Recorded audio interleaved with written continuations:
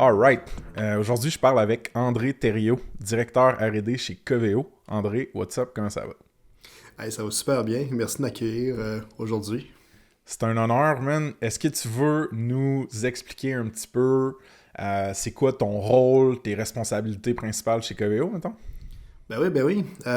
Directeur R&D chez Coveo, tout dépendamment de quel directeur à qui tu parles, parce qu'on est plusieurs, ça va changer. Je crois que tu avais déjà rencontré Vincent dans le passé, Vincent Bernard, qui était aussi un directeur R&D chez Coveo. Chaque directeur s'occupe un peu d'une partie de Coveo, puis moi je m'occupe à ce moment-là vraiment du développement de ce qu'on appelle de la Knowledge Unit, donc un peu les bases de connaissances. C'est un produit qu'on vend chez Coveo, qu'on vend à des grandes compagnies. Donc on s'occupe vraiment de spécialiser notre plateforme pour ce cas d'utilisation-là, pour ces clients-là. Puis toi, c'est quoi ton background, mettons, avant d'avoir ce rôle-là? Très bonne question. Écoute, c'est pas un rôle que j'ai appliqué, là. C'est un rôle que j'ai grandi chez Coveo. Donc, ça fait maintenant un peu plus de 9 ans que je travaille chez Coveo. J'ai commencé là, tout frais en sortant de l'Université Laval. J'avais eu des emplois un peu ailleurs durant les études. Mais aussitôt que j'ai eu mon papier dans les mains, j'étais allé appliquer chez Coveo, commencé comme développeur, grandi comme chef d'équipe. Puis là, aujourd'hui, depuis 2-3 ans, faudrait que j'aille retourne confirmer sur LinkedIn, pour être franc. Je suis rendu directeur R&D. Fait que, dans le fond, toi, t'es un exemple un petit peu, je pense, de la présence de Coveo sur les bancs d'école, sur stimuler comme la relève, puis être vraiment là dès que le talent sort un peu de l'école. Toi, c'est comme ça que t'as comme découvert Coveo. Là. Exact. Ben, un truc qui est vraiment cool que Coveo fait puis qu'on fait encore, là, c'est Coveo Blitz. Donc, c'est une compétition de programmation qu'on fait à chaque année. Puis c'est comme ça que j'ai connu Coveo au cégep dans le temps. Je cherchais des compétitions en programmation, puis ce que je voulais me prouver un peu. Je voulais aussi me faire montrer aussi peut-être que j'étais pas assez bon ou assez bon, je le sais pas. J'ai dit je vais faire un concours, puis c'est là que j'ai vu Coveo Blitz. Et non, j'ai vraiment pas bien réussi la première année, mais écoute, c'était part of the fun. Fait que là, est-ce que tu te trouves à coder encore pas mal dans ton rôle ou là, t'as comme plus engineering manager? Tu sais, comment tu. Je te dirais qu'en ce moment, c'est plus rare que je vais me retrouver à coder. Pas parce que je veux pas parce que je peux pas. Bon, parce que peut-être des gens qui vont dire que je peux plus chez Coveo si tu demandes leurs avis. Classique. On va dire que je suis rendu meilleur à faire des PowerPoint que faire des pull requests. Mais en fait, qu'est-ce que ça a changé beaucoup, c'est que j'ai un peu plus le luxe de choisir peut-être qu'est-ce que je peux contribuer. Puis c'est pas juste par une question de préférence, mais c'est une question aussi que réalistiquement, je le sais que je peux pas dédier 3 jours consécutifs à développer quelque chose de super complexe. Par contre, de fixer des petits bugs par-ci par-là ou fixer des problèmes parfois qui sont juste complexes, qui demandent du temps, mais pas de la connaissance technique ou de l'implication technique tant que ça, c'est juste de l'alignement. Ben ça, c'est le genre de problème plus hands-on là, que je peux prendre encore. Ouais, puis je pense que comme plusieurs gestionnaires, leaders, managers, tu te rends compte que l'impact que tu peux avoir dans une stack, dans un projet techno, c'est quoi le mot? Décuplé. Quand as des bons gens qui travaillent avec toi, des bonnes personnes, puis tu peux Exact. les aligner. Fait que là, toi, aujourd'hui, justement, tu travailles avec un paquet d'ingénieurs, de programmeurs chez Coveo. J'aimerais ça catcher l'espèce de ton unité chez Coveo. Ça ressemble à quoi sa structure, sa taille, comment. Ah, très bonne question. Comme je disais tantôt, notre unité, c'est principalement une unité qui va vraiment construire un produit pour le client. Donc, Coveo, là, pour faire un petit background super rapidement, il y a énormément de la R&D qui travaille à faire une plateforme qui est générique. Donc, une plateforme qui est vraiment générique, un SaaS, là, où est-ce que c'est plus un ensemble d'outils où est-ce que le client peut utiliser là, pour faire des setups vraiment complexes. Puis on a des clients pour ça, il y a une clientèle pour ça qui vont vouloir utiliser nos API directement pour faire des implémentations. Par contre, il y a aussi une grande clientèle qui s'attend que ça fonctionne, que ce soit du drag and drop, que ce soit intégré dans un Salesforce, que ce soit intégré dans d'autres logiciels comme ça, là, d'autres compagnies. Donc, mon unité, vraiment, on est responsable de prendre la complexité de la plateforme, ou en fait de prendre cet outil-là qui est super complet, pour pas dire complexe, et de le spécialiser pour ce cas d'utilisation-là et de le rendre le plus facile possible à utiliser pour ces clients-là. OK. Puis comment elle est composée, cette unité de travail-là, tu sais, Ouais. organigrammement parlant, mettons. Ouais. En ce moment, on a 3 équipes. Donc, on a une équipe qui s'occupe principalement de construire tout ce qui est réutilisable au travers des différentes intégrations qu'on va faire. Donc, on va faire des API, puis on va faire des UI qui vont en ce moment être des façades. Donc, parfois, on a utilisé le terme back-end for front-end. C'est quelque chose qui existe dans l'industrie où est-ce que parfois, on a une marée de microservices, mais tu as quand même besoin d'un service en avant qui va make sense of it all, qui va exposer à ce moment des API qui sont peut-être plus dédiés pour des use cases qui sont plus précis.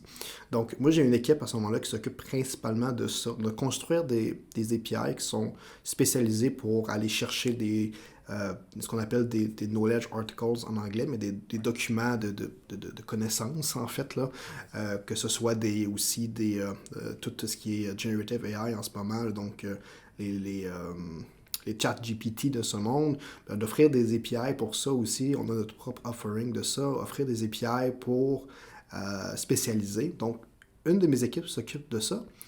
L'autre équipe s'occupe, qu'on appelle l'équipe d'intégration, s'occupe de prendre ça et de l'intégrer dans les logiciels que nos clients vont utiliser.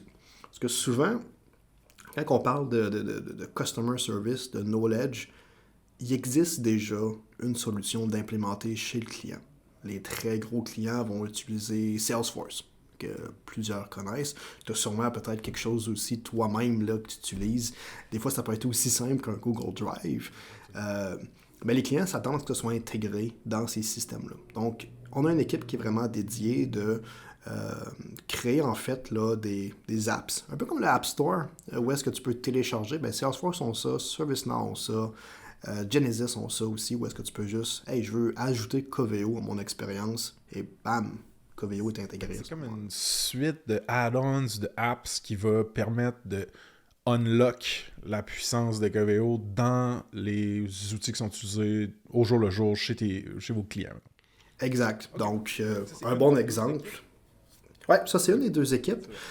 Puis la troisième, je te dirais, c'est une équipe qu'on a appelée Data, qui est vraiment dédiée à ce moment-là à ce qu'on appelle au data model. Donc, au modèle d'affaires, au modèle des données qui sont attraits à la ligne d'affaires, service ou knowledge de Coveo.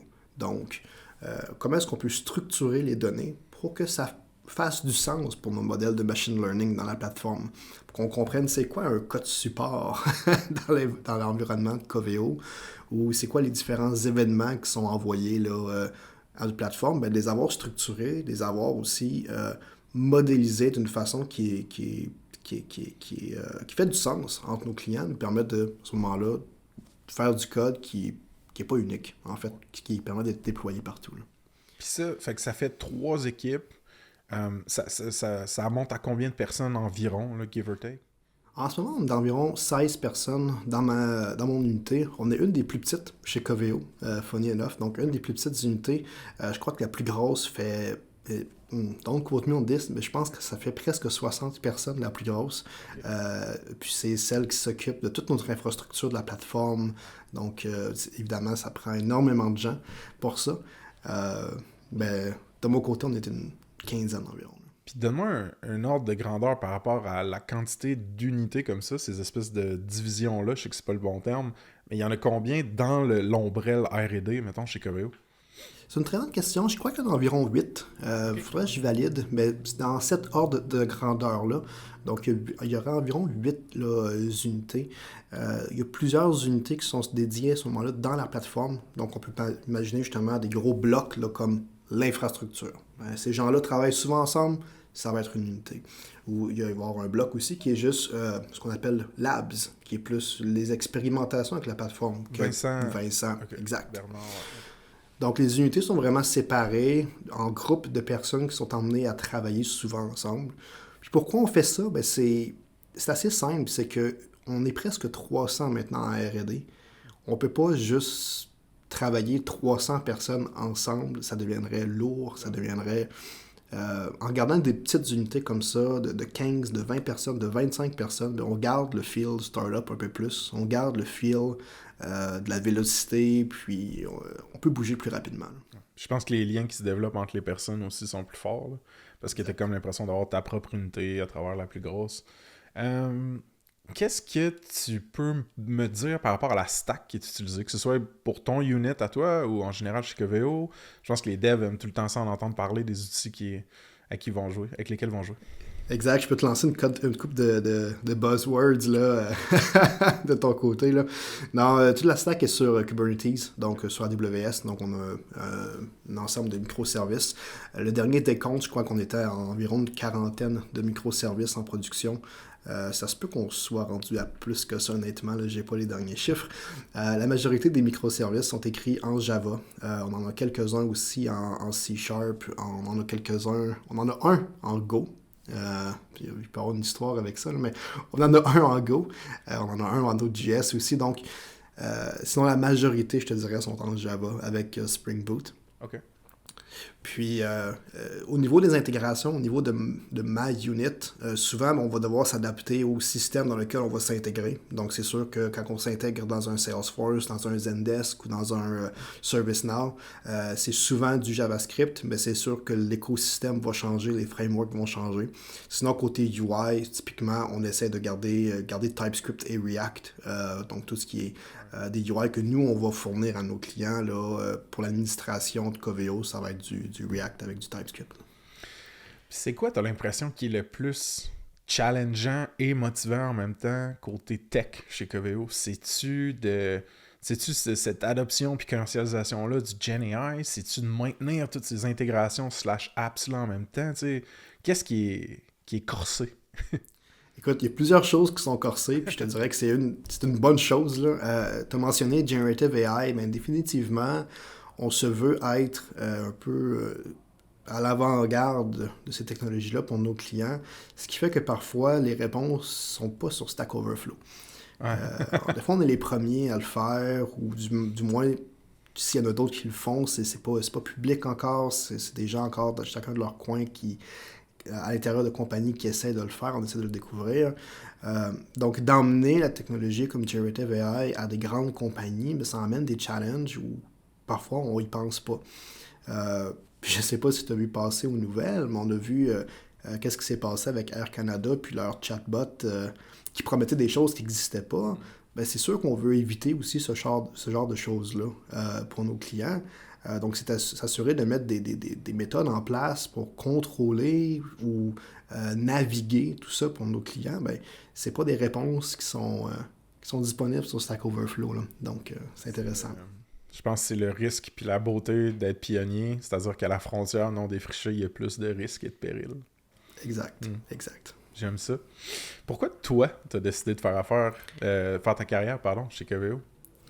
Écoute, c'est une très bonne question. Là. Quand j'ai commencé chez Coveo, je me suis dit, je veux me faire dire par des gens meilleurs que moi qu'est-ce que je fais de pas correct, qu'est-ce que je fais de pas bien. En sortant de l'université, j'avais tellement l'impression d'en connaître assez, mais en même temps de rien connaître assez. Je sais pas, un drôle de feeling entre t'en connais assez pour savoir qu'il t'en manque encore beaucoup. Je me suis dit, ben, s'il y a une place à Québec qui vont pouvoir peut-être essayer de m'apprendre ce qui manque, ça va être Coveo. Je pense une question qui est tout aussi intéressante, c'est pourquoi après 9 ans, je suis encore chez Coveo. Parce que souvent, on peut voir dans l'industrie, il y a plus de mouvements que ça. En fait, pour moi, pourquoi je suis encore chez Coveo, c'est qu'il y a encore des gens plus brillants que moi qui me disent comment faire ou qui me disent qu'est-ce que je fais de pas correct, mais aussi que j'ai pu grandir avec la compagnie, comme on en a parlé un peu au début. Je suis rentré comme développeur, monté chef d'équipe, monté directeur. C'est pas des défis que je savais que je voulais aller chercher nécessairement, mais c'est des défis qui se sont présentés, que je trouvais intéressants, puis que j'ai pris. Donc, tant que Coveo m'offre des défis, mais je suis encore là. Je vais refaire une mini parenthèse, mais c'est une des choses que j'ai trouvé le plus difficile dans ma carrière, qui était plus dans qui était dans les startups bootstrap, qui étaient très petites, indie, puis tout ça. C'est que, oui, il y avait des gens talentueux autour de moi, Mais mettons, spécifiquement dans mon expertise initiale, qui était le marketing, il n'y avait pas beaucoup de monde pour me tirer par en haut. Il fallait que je me tire moi-même par en haut ou que j'aille chercher ces connexions-là. Puis c'est vraiment une des choses que j'ai trouvé le plus difficile. Bon, il y a plein d'autres choses qui ont balancé ça, mais c'est pour ça que je suis stoked d'avoir Coveo comme employeur certifié parce que ça ouvre des portes de carrière qui sont déjà dans des scale-ups et non juste des startups. Où est-ce que ces structures de guidance ou de mentorat-là, de se faire tirer par le haut par du monde vraiment sharp, sont déjà là. Puis je pense qu'il y a des gros bénéfices là-dessus. Fait que je suis content que tu le frames comme ça pour ton expérience personnelle. Ah, exact. C'est vraiment le cas, là. C'est vraiment cool. Qu'est-ce qui est le plus le fun de travailler en R&D ou en dev en général chez Coveo? Ben écoute, on l'a touché un petit peu tantôt, mais pour moi, c'est les défis, justement. C'est poser les questions que peut-être peu de gens se sont posées. On essaie avec une nouvelle technologie, c'est des choses des fois qu'on n'a pas pensé, justement, de comment on contrôle un modèle LLM, comment est-ce qu'on fait ce genre de choses-là, comment on déploie ça at scale. Parce que régler un problème pour une personne ou une compagnie, c'est relativement simple, mais de le régler pour 50, 100, 150 compagnies, puis de garder ça simple, c'est pas si simple. Je parlais de la plateforme tantôt. Ben, c'est très difficile parfois, puis c'est un beau challenge de dire je vais créer une plateforme qui est complète, mais qui n'est pas complexe à utiliser. Puis la nuance est vraiment, vraiment, vraiment difficile parfois. Puis pour moi, je trouve que c'est des défis qui sont vraiment intéressants. Là. Puis ça répond aussi à la question qu'est-ce qui est le plus challengeant, c'est la nature de ces défis-là. C'est la nature de ces défis-là, puis parfois aussi, c'est de vendre B2B. Donc, nous, nos clients, c'est pas les clients de Spotify. Donc, c'est pas moi qui m'abonne à Spotify, puis je suis un client de Spotify. C'est des grandes compagnies qui vont acheter Coveo pour déployer à leurs utilisateurs. Donc, de répondre aux besoins aussi de ces grandes compagnies-là en tant que business to business. Donc, on va vendre à une business pour qu'eux l'implémentent chez leurs clients. Ou qu'ils le déploient sur leur logiciel. Souvent, ça demande des modifications, de la customization, un produit qui est flexible pour répondre à ces besoins-là. Donc, mais la ligne entre flexibilité et complexité aussi, c'est quelque chose à naviguer. Ouais, c'est une belle balance. Ça me rappelle quand j'ai commencé à prendre mes premiers soupçons, mes premiers goûts de Enterprise Deals chez Douda, la compagnie qui nous avait acheté. J'ai fait, ok, on est plus à la même place. Là. C'est pas un game, hein? C'est pas écris-moi un DM sur LinkedIn ou un email si t'as une question, puis tu sign up, puis tu mets ta carte de crédit. Sweet, parle-moi donc d'une personne dans ton équipe qui t'impressionne. Ah, écoute, tu m'as envoyé cette question-là, j'y ai pensé, je me suis dit, qu'est-ce que je pourrais bien répondre? Parce qu'il y a plusieurs personnes qui m'impressionnent chez Coveo, mais je te dirais, la chose qui m'impressionne chez Coveo, la chose qui m'impressionne peut-être des gens chez Coveo dans le domaine, c'est les gens qui nous arrivent de background complètement déconnectés de l'informatique. Okay. Quand on parle à un médecin, ou tu vas voir un médecin à l'hôpital, tu te dis, j'espère qu'il a fait son cours en médecine. Puis là, ça a une valeur, tu sais. Mais en informatique et en développement logiciel, chez Coveo, on a des gens qui ont des backgrounds en soudure. On a des gens qui ont des backgrounds en mathématiques. Il y a des gens qui ont des backgrounds dans la restauration. Puis qui se sont dit, c'est pas ça que je veux faire. Je veux aller dans le logiciel. Puis ils sont donnés les outils, ils sont allés voir en ligne, ils sont allés trouver les ressources. Puis ils se sont essayés avec Coveo. Puis Coveo se sont essayés avec eux. On a vraiment des belles success stories comme ça chez Coveo, de gens qui nous arrivent de background complètement déconnectés de l'informatique, mais qui sont des forces là, chez Coveo. Ces gens-là, c'est des perles. Très cool. Fait que j'en déduis que je ne réussirais pas à te faire sortir un nom en particulier. Écoute, il y en aurait trop. Il y en aurait trop. Je veux pas faire de jaloux. Je respecte ça, dude. Fais-moi donc justement, une de ces personnes impressionnantes-là, raconte-moi l'histoire de A Day in the Life d'une personne dev chez Coveo. Ouais, c'est une très bonne question. Ça va changer des fois d'une unité à l'autre. Qu'est-ce que j'aime faire dans ma unit, là, c'est que c'est vraiment de donner l'ownership de problèmes aux gens qui vont solver, c'est pas qui vont résoudre ces problèmes-là. Donc, on va pas assigner des tâches, des giras directement souvent. On va pas dire, voici tel bug, fixe ce bug-ci. Et mon boss m'a dit de fixer ce bug-là. C'est comme non. À chaque corps, ce qu'on fait, c'est qu'on s'aligne sur les initiatives, sur les problèmes qu'on veut régler ce corps-ci, puis on va mettre des faces sur ces problèmes-là. Puis on va dire, ben, ça va être ton domaine de responsabilité un peu, ce corps-ci. Si tu as besoin de quelqu'un de back-end, si tu as quelqu'un de front-end qui va t'aider, quelqu'un de data qui va t'aider, ben on va faire ces work groups-là, puis on va lancer ces initiatives-là, puis on va aller de l'avant. Donc, ça nous permet d'être super flexible, super rapide aussi, puis de vraiment travailler sur les problèmes qui sont importants. Et évidemment, on reste en équipe. Donc, les matins, on a encore nos scrums. On partage un peu c'est quoi les problèmes, c'est quoi les problématiques. Puis si on a des bloquants pour la journée, ce genre de choses-là, on travaille sur des sprints de 2 semaines aussi. Mais à place de vraiment le voir par Jira spécifiquement ou par Story spécifiquement, on essaie de le voir comme problème, initiative pour le corps. Puis des fois, c'est plus long qu'un corps. Puis tout le monde est un peu owner un peu de ces problèmes-là, puis des solutions. Donc, c'est vraiment intéressant pour les gens qui travaillent sur ces projets-là. Puis ça va être à eux ensuite de probablement structurer le travail dans un Jira ou un quoi que ce soit comme ils veulent dans leur plus petite unité. Exactement. Puis c'est ça qui est cool parce qu'il y a des problèmes qui demandent justement un corps au complet avec 3 personnes. Ou 4 personnes. C'est des gros problèmes. C'est des gens beaucoup plus seniors souvent qui vont prendre ce genre d'initiative-là. Parfois, c'est juste une personne qu'on a besoin. Puis c'est des bons tremplins à ce moment-là pour dire « Hey, moi je suis dev intermédiaire, junior dev chez Coveo.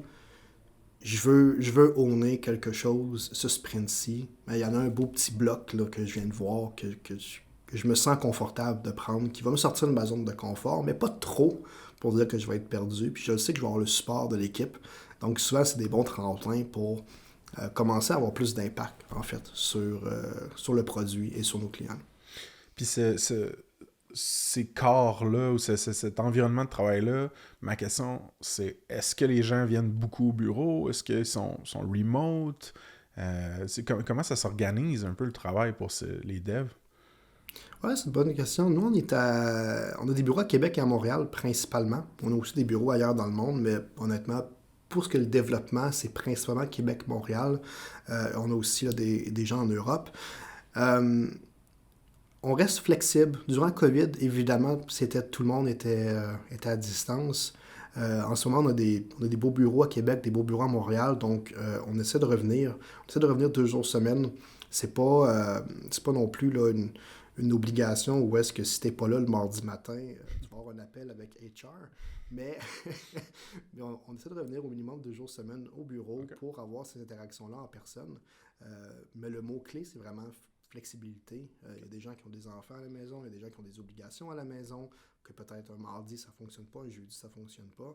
Il n'y en a pas de problème. Okay. Puis il y a des gens qui préfèrent venir à tous les jours aussi. Nos bureaux sont là pour ça. Moi, pour avoir chillé à quelques reprises maintenant dans les bureaux de Québec, j'irais pas mal souvent au bureau. Exact. Décris-moi donc, genre, vraiment rapidement, une trajectoire de carrière typique qu'une personne, genre, junior en dev peut avoir chez Coveo jusqu'à ce que toi tu fais ou whatever. Ouais, on a plusieurs chemins de progression chez Coveo. Évidemment, on a mis beaucoup de temps sur ça pour bien le définir à l'interne parce que si tu recules de quelques années chez Coveo, c'était pas super bien défini. C'était pas clair exactement. C'était quoi peut-être pour toi les prochaines étapes chez Coveo. Puis souvent, on pouvait voir, les gens voyaient seulement le path, le chemin du management. Si je veux grandir, je vais devenir le chef d'équipe, je vais devenir le directeur. C'est le seul chemin. Mais c'est pas le cas. Right? Nous, on a fait chez Coveo ce qu'on a appelé le CGF, le Career Growth Framework, qui est vraiment là, qui décrit un peu c'est quoi les différentes progressions que tu peux avoir, puis comment les achieve. Puis en tant que développeur, justement, tu peux passer d'intermédiaire à senior 2, jusqu'à staff et principal. Ou est-ce qu'en tant que staff ou en tant que principal, tu as vraiment un rôle qui va changer. Ta contribution principale ne sera plus seulement que du code, mais vraiment de l'idée des grands projets, des initiatives pour la R&D chez Coveo. Donc, on a vraiment un beau chemin en tant que contributeur individuel, donc vers les staffs, vers les principals. Mais évidemment, il y a toujours le chemin aussi qui est possible de progresser vers du management, donc un chef d'équipe, un engineering manager ou un dev manager, jusqu'à un directeur ou peut-être même un VP. Là. Ouais, ok, sweet. Fait que c'est ça, grossièrement, c'est ces deux chemins-là qui vont attirer différents profils psychologiques, je pense. Ouais, ok, exact. très cool. Puis j'aime bien ça avoir des bribes de culture interne, genre des insides, une blague ou un concept que vous répétez. T'as-tu quelque chose comme que tu peux me dropper, non? Oui. Quelque chose de politically correct. Politically correct, oui. On utilise Slack beaucoup à l'interne, puis je sais pas si t'as écouté, excuse-moi, je vois du coq à l'âme, mais je sais pas si t'as écouté Top Gun, les films de Top Gun. Absolument. Absolument, oui. Tout le monde a un peu leur call sign sur, tu sais, t'as les Iceman, puis tout ça. Malheureusement, on est plusieurs à avoir des call signs un peu comme ça en emoji sur Slack. Donc, quand il arrive une situation, je peux donner des exemples. On a des gens que, quand tu tapes saut pas chanceux, ou saut delayed, ou saut en retard, ou saut poké, parce que ça, c'est quelqu'un qui est arrivé un petit peu trop poké à un scrum le matin. On a ces emojis-là là, avec nos faces qui apparaissent assez rapidement sur Slack, puis ça reste, c'est super drôle. Je crois que Vincent m'a sorti justement la liste des emojis. On est rendu quelque chose comme 9000 emojis sur notre Slack. Dieu, ça fait aucun sens. En fait, moi, j'ai vécu ça à 20 personnes, fait que tu le scales total Coveo, c'est 700-800? 750-800 personnes environ, oui. Fait que c'est ça, c'est juste exponentiel le nombre de custom reactions ou emojis qu'il va y avoir sur Slack. J'avoue. On a toujours un emoji pour toutes les situations. Puis parfois, quand tu tapes justement saut pas chanceux, puis c'est la face d'un collègue qui apparaît, puis tu connais pas l'insight, tu vas lui demander, là, tu te dis, OK, mais qu'est-ce qui s'est passé? Ah, c'est bon, Chris. Le dernier Top Gun était excellent, by the way. Excellent. En ce moment, vous engagez pour quel poste ou sinon de façon comme régulière, le genre de poste qu'il y a pas mal un influx steady, là? Ouais, bien évidemment, tout ce qui est développement logiciel, que ce soit développeur là, de autant back-end, front-end, même des développeurs machine learning. C'est souvent des postes là, qui sont en permanence ouverts chez Coveo. On a des postes parfois plus spécialisés qui sont ouverts. Je sais qu'en ce moment, on recherche aussi des gestionnaires de produits, donc des PM. On cherche aussi des gens en C++. Donc, c'est assez rare qu'on va recruter pour du C++, mais il y a un composante de la stack qui est en C++, là, qui est vraiment spécialisé. Donc, on recrute en ce moment pour ce rôle-là aussi. Puis sinon, sur notre site web, là, la liste est là. Ouais. Mais je te dirais, tout ce qui est développement logiciel, là, évidemment, on recrute beaucoup. Là. Puis c'est ça, les offres d'emploi spécifiques qui sont ouvertes, là, si les gens veulent aller voir saspace.com/partenaire avec un S/Coveo, vous cliquez sur le bouton voir les offres, plus d'offres d'emploi, ça filtre dans notre job board, puis ça vous montre tout ce qui est ouvert chez Coveo. Fait que n'hésitez pas à aller voir saspace.com/partenaire avec un S/Coveo.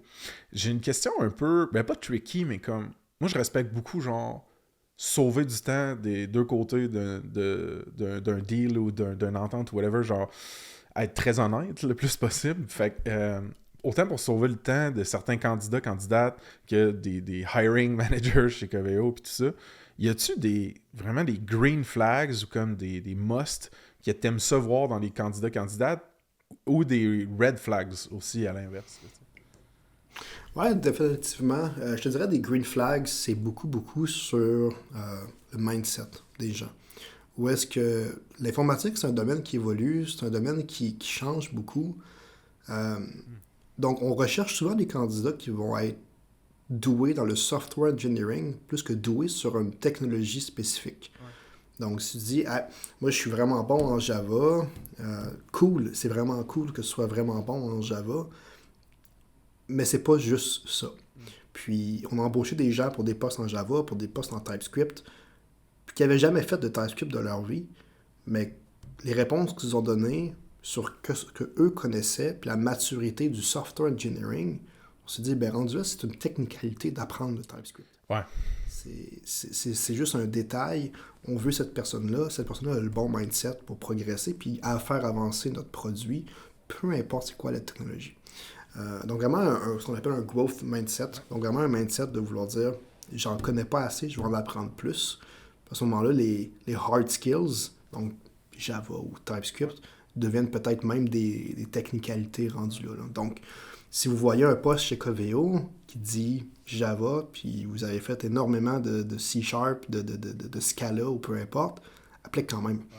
Applique quand même. Si tu es un expert en C#, ce sera pas compliqué pour toi de devenir un expert en Java si tu as le bon mindset. Exact. Tu veux du monde qui sont curieux, passionnés, autodidactes, mais pas du monde qui sont nécessairement genre religieux ou genre collés sur une affaire, puis genre le reste c'est de la merde. Puis j'ai vu les deux types d'engineers de mon côté. Exact. C'est pas nécessairement un red flag. Puis on a des gens qui sont spécialisés sur une technologie, puis c'est correct ça aussi, mais je te dirais un bon green flag, souvent, surtout quand tu es à la recherche d'un poste où tu es ouvert à plusieurs choses. Un growth mindset, c'est ce qui va t'ouvrir le plus de portes. Par contre, justement, en ce moment, on a un rôle de C++ d'ouvert. Ben évidemment, si t'es une beast de C++, c'est des gros... viens nous voir, là. Viens nous voir. Moi, ce qui me fait rire sur les CV parfois, puis c'est absolument rien contre ces gens-là, parce que ça me fait toujours rire souvent, puis on va pas enlever un CV à cause de ça, mais c'est les gens qui se mettent une gradation sur les skills. Ouais, moi, tout, je trouve ça spécial. Où est-ce que je dis, moi, je suis 5 sur 5 sur Java, puis je sors de l'école. Là, tu dis, OK, je comprends ce que la personne veut dire. Elle veut dire que c'est clairement ça, son langage favori, le langage dans lequel cette personne-là connaît, est le plus à l'aise. Mais tu ne seras jamais 5 sur 5 sur anything en informatique. Il y a toujours quelque chose d'autre à apprendre. Donc, ça me fait rire sur les CV quand je vois ça. C'est aussi que les plus gros contributeurs ou ceux qui ont codé les bases initiales de cette lib-là, de ces langages-là, ils se mettent combien, eux autres, sur 5? C'est ça.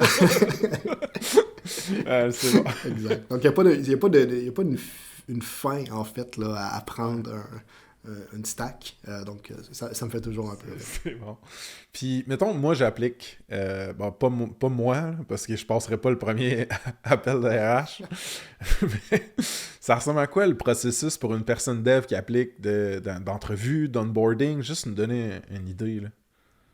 Oui, en fait, comme tu as mentionné, le premier step, souvent, c'est un appel avec RH, où est-ce qu'il va y avoir ce qu'on appelle le phone screen. Donc, s'assurer à ce moment-là que on ne fait pas de perte de temps aux candidats, mais aussi aux gens qui sont chez Coveo, qui interviewent, aux managers, ou peu importe. Donc, c'est vraiment s'assurer à ce moment-là que, peu importe ce que la personne recherche, et peu importe ce que Coveo recherche, qu'il y ait un match. Donc, c'est pas une entrevue qui va être nécessairement technique, mais c'est une entrevue quand même qui va tomber dans des sujets de c'est quoi tes intérêts? Qu'est-ce que tu souhaites faire dans ton day-to-day? Puis c'est s'assurer à ce moment-là que ce que la personne recherche, ce que Coveo recherche, qu'il y ait un match. OK. Si ce phone screen-là se passe bien, à ce moment-là, la première entrevue, qu'on appelle un peu face-to-face, malgré que ces temps-ci, c'est souvent sur Zoom. Donc, c'est vraiment avec 2 personnes techniques de la R&D. Donc, c'est des gens, j'en fais moi-même plusieurs, c'est des gens techniques de la R&D qui vont vraiment s'assurer à ce moment-là de valider la connaissance ou valider justement ce growth mindset-là. Donc, d'aller creuser un peu sur tes projets passés, d'aller creuser un peu sur tes intérêts, de parler un peu c'est quoi tes expériences passées, puis vraiment de comprendre c'était quoi, toi, ta contribution sur ça, puis c'est quoi un peu ta compréhension aussi, ou ta maîtrise de ces sujets-là, puis s'assurer que ça matche avec la seniorité du rôle qu'on recherche. Combien de temps ça peut prendre au total? L'entrevue au complet chez Coveo? Tout le processus. Tout le processus, je te dirais le processus peut prendre environ 1 mois à 2 mois. Ça va dépendre là, des gens. Donc, les 2 premières entrevues que j'ai mentionnées, c'est la première partie. Là, les dernières parties d'entrevue, c'est que après ce face-to-face-là, on envoie un test technique à faire à la maison. Donc, le test technique, c'est pas, on ne te demande pas d'écrire du code. C'est un peu trop time-consuming de demander aux gens d'écrire du code pour des entrevues. C'était notre opinion. Souvent, les gens, ils ont une vie à l'extérieur, d'essayer de se trouver une job, de demander qu'ils nous codent code, un API ou quelque chose, on trouvait ça un petit peu too much. Ce qu'on fait, c'est qu'on envoie un bout de code. On te demande de te familiariser avec ce bout de code-là, puis c'est pas un gros bout de code. Puis c'est de faire en fait une code review avec nous. Donc, tu es invité sur Zoom, puis assume que c'est nous qui avons écrit ce code-là, puis dis-nous justement comment est-ce que tu l'améliorerais, qu'est-ce que tu changerais, puis qu'est-ce qui ne fonctionne pas. Ça nous permet vraiment d'avoir des conversations à ce moment-là, hands-on, sur le code, sur la maîtrise de ces sujets-là par la personne. Puis même si c'est du code justement en Java, puis que tu es un expert en C#, c'est pas grave, parce que les concepts vont revenir. C'est les mêmes choses qui vont revenir. Puis si tu dis, ben moi en C#, c'est comme ça que je le ferais, ça marche aussi, absolument aucun problème. OK. Puis typiquement, après ça, il y a une entrevue finale qui est avec un VP puis un co-founder, souvent. Okay. Où est-ce que c'est pas une entrevue qui se veut nécessairement technique, mais qui est un final check de s'assurer à ce moment-là. Est-ce qu'il y a un match avec Coveo? Est-ce que vraiment le poste pour lequel tu appliques, c'est vraiment le poste qui va te rendre heureux? Puis aussi, ben, souvent, on va parler de derniers détails de compensation, de contrat, ce genre de choses-là. Super. Puis, j'aime ça finir avec une question un peu plus bonbon, là. Mais en termes, parce que là, tu as parlé de compensation, etc. C'est quoi, mettons, ton avantage ou ton perk préféré chez Coveo? Ouais, pour moi, personnellement, ça a été de pouvoir voyager. Donc, c'est pas tout le monde dans la R&D qui sont dans des postes que ça va leur permettre. Mais en étant dans une unité, dans mes 9 ans chez Coveo, j'ai toujours été dans cette unité-là, dans une unité qui est vraiment avec des partenaires externes. Donc, j'ai mentionné Salesforce à quelques reprises. Où est-ce qu'on intègre Coveo dans ces systèmes-là? Ben, on a été emmené plusieurs fois à aller rencontrer ces partenaires-là à San Francisco, d'aller les voir, d'aller à leurs conférences, ils nous invitent souvent pour essayer leur nouvelle tech, pour essayer de c'est quoi les différents use cases avec lesquels on peut s'intégrer. Donc pour moi, d'avoir pu voyager plusieurs fois à ce moment-là avec Coveo, justement à San Francisco, puis même en Europe, c'est un perk que je trouvais vraiment intéressant. On envoie des gens aussi à la R&D, à l'interne, là, dans des conférences souvent. Donc ça aussi, je pense que c'est souvent super apprécié. C'est sûr que durant COVID, ça a chamboulé un peu, chamboulé un peu tout ça. Mais dans mon cas, c'était un des perks que je préfère. Très cool. Je trouve ça... Tu sais, il y a des défis à faire du gros B2B comme vous faites aussi, mais il y a aussi ces avantages-là qui t'ont comme une exposition au reste de l'écosystème. Puis tu sais, voir ce qui se passe avec Salesforce, l'espèce de grandfather OG des SaaS, c'est assez hot, là. Ok, cool. Moi, je vais juste répondre à la question moi-même. Je te dirais que mon perk préféré chez Coveo, c'est la station Coupa. K-U-P-A. Là, ils m'ont pas payé pour faire de la promo, là, mais c'est juste qu'il y a une énorme machine avec un genre de UI que tu peux choisir ton eau, si tu mets du genre de, pas du sucre, là, du truc naturel, la flavor, la saveur que tu mets, ça mesure, etc. Puis je suis tellement un fan, mettons, d'eau pétillante, puis juste boire des trucs sans alcool le plus possible, qu'à chaque fois que je vais chez Coveo, je dis à Florence Cormier, avec qui je travaille beaucoup, je dis, hey, on peut-tu juste arrêter à la station Coupa? Faut que je me fasse mon petit drink custom. C'est fucking sick. Exact. Non, ça, on en a 3 machines comme ça, je crois, au bureau, une sur chaque étage. Ça permet c'est le remplacement au Bobli qu'on avait avant, là. Donc, je dirais, on a eu un petit upgrade d'eau pétillante là, avec les machines Coupa. André, si le monde a des questions pour toi, est-ce qu'ils peuvent t'écrire sur LinkedIn? Est-ce que tu préfères courriel?